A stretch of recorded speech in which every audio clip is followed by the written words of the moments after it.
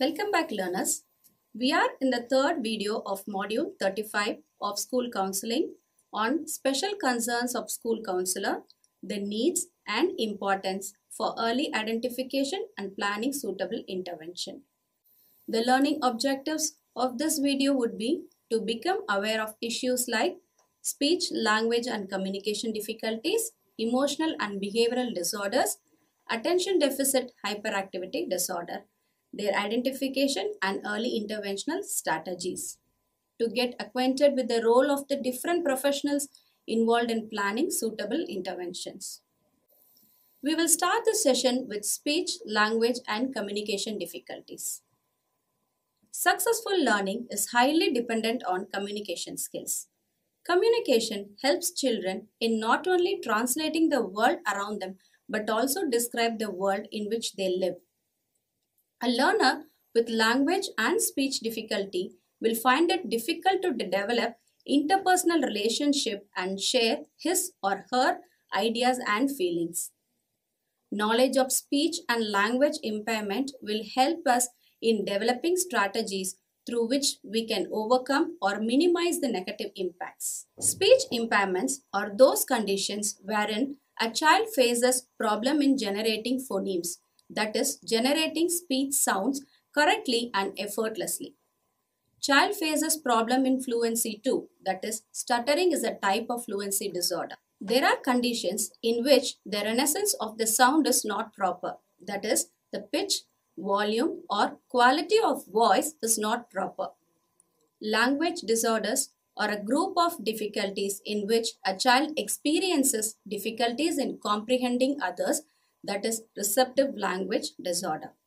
And when a child has problem while sharing its thought, propositions and emotions, the child has expressive language disorders.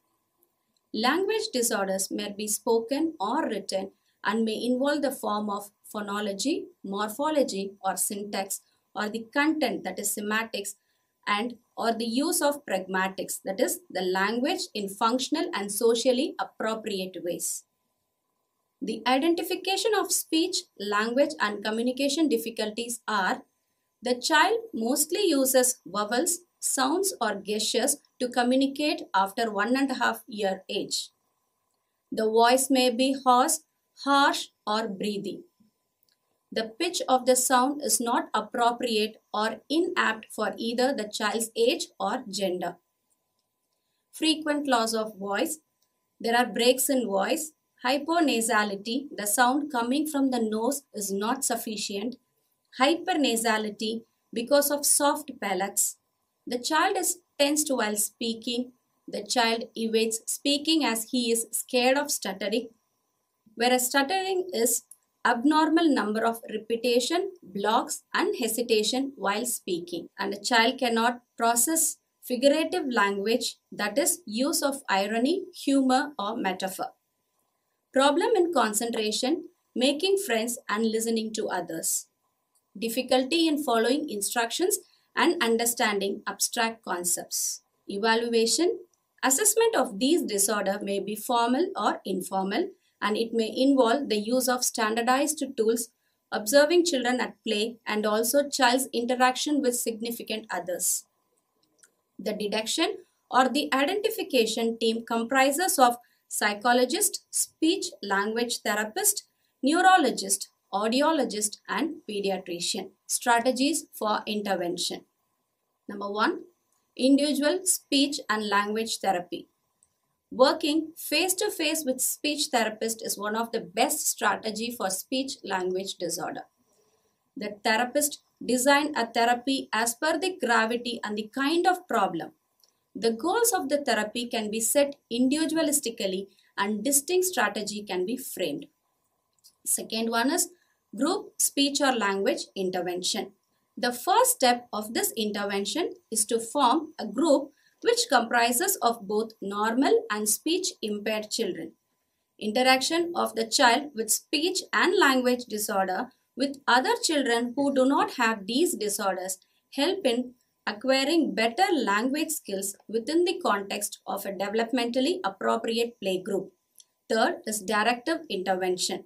This approach uses specific techniques such as modeling and promoting, which helps in eliciting the desired language structure from the child.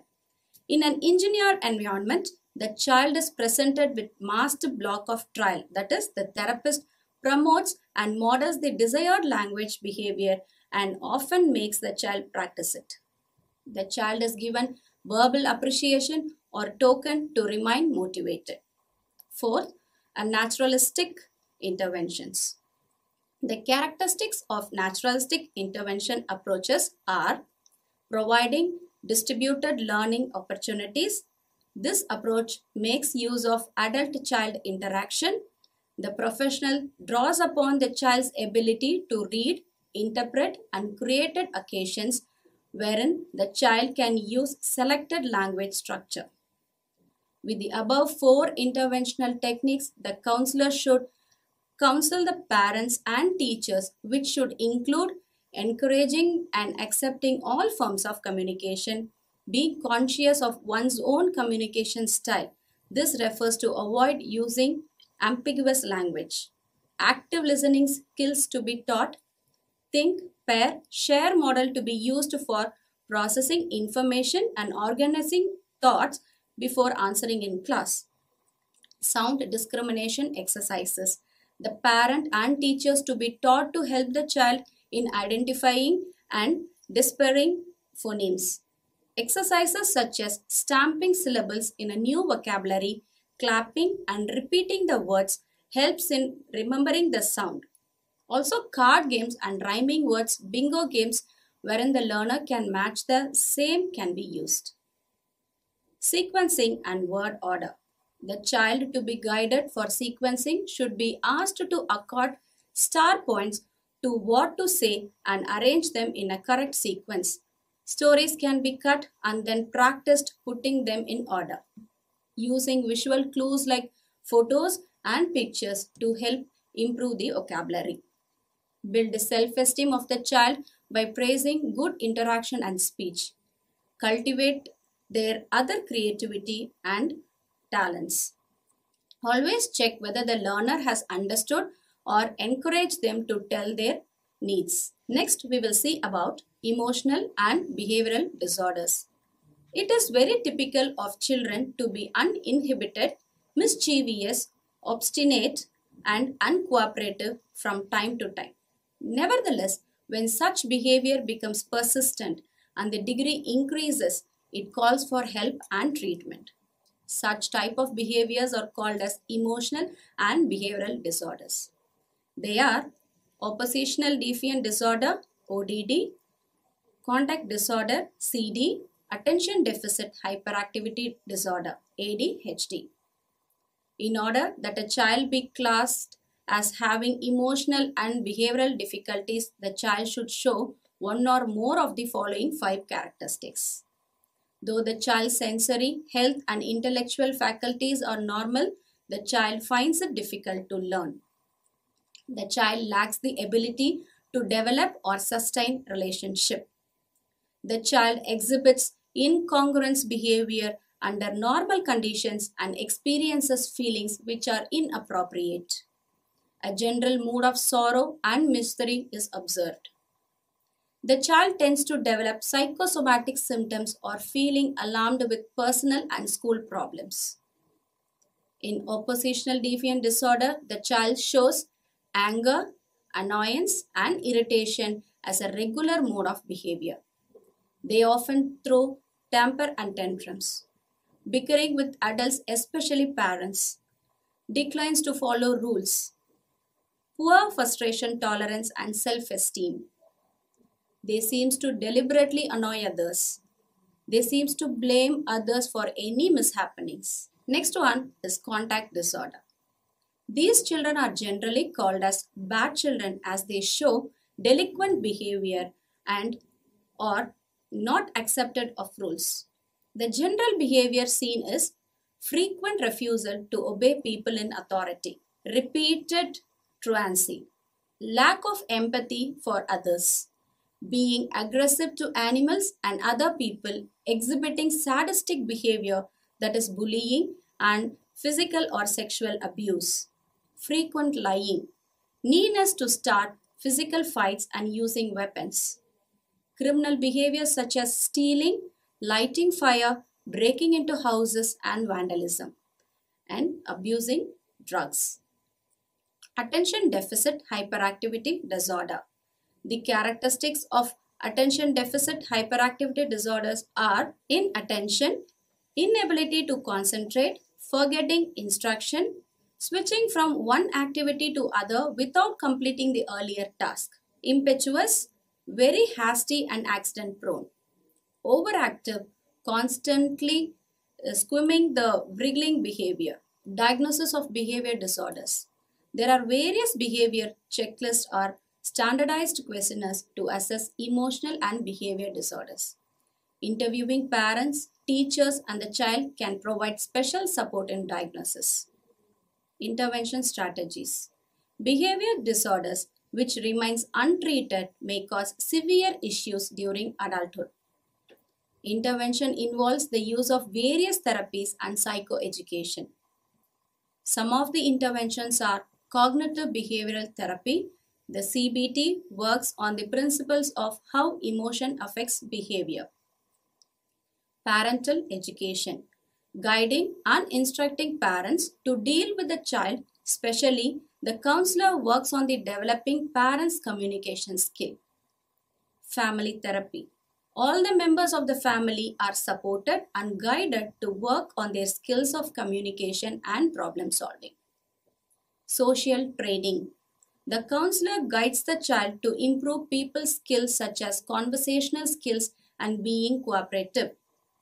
Anger management techniques to be directly imparted to the child or the adolescents. Coping mechanism, relaxation technique and stress management are the other techniques to be taught to the child. Support for comorbidity. Encouraging the child to excel in his other talents or potentials. Especially training to be imparted to the teachers as teachers spend more time with the child. This entails rules and routines to be established and consequences to be explained clearly for breaking rules. Classroom behavior charts. The chart is a tool which displays the behavior progress. Student who reveals positive behavior are moving towards the positive mark of continuum and vice versa. The student is himself or herself accountable for their progress. Lottery system. A simple mechanism of reward system wherein when a student behaves positively, she or he is given a token of their name. These tokens are collected in a box and are drawn out weekly. The winner of the lottery is aptly remunerated. Peer review for learning positive behavior. Students are asked to observe their friends or peers and identify positive behavior. Tolerance for others, effective interpersonal skills and self-confidence are boosted with positive peer relationship. Instill hope. Teachers instill hope in a child when they support the child in overcoming bad behavior. They are hope agents and help students realize the past is not necessarily a curtain raiser to the future. To conclude, the problems and issues are part and parcel of life. Identification of the problem is the first step in the path of solving them. Intervention at the earliest is the second step. Intervention strategies varies with type and degree of the problem. For a strategy to be successful, family cooperation is very important. With timely identification and interventional strategies, the problem can be managed effectively. With this, I hope we all have understood the concept of the need and importance for early identification and planning suitable intervention. Thank you.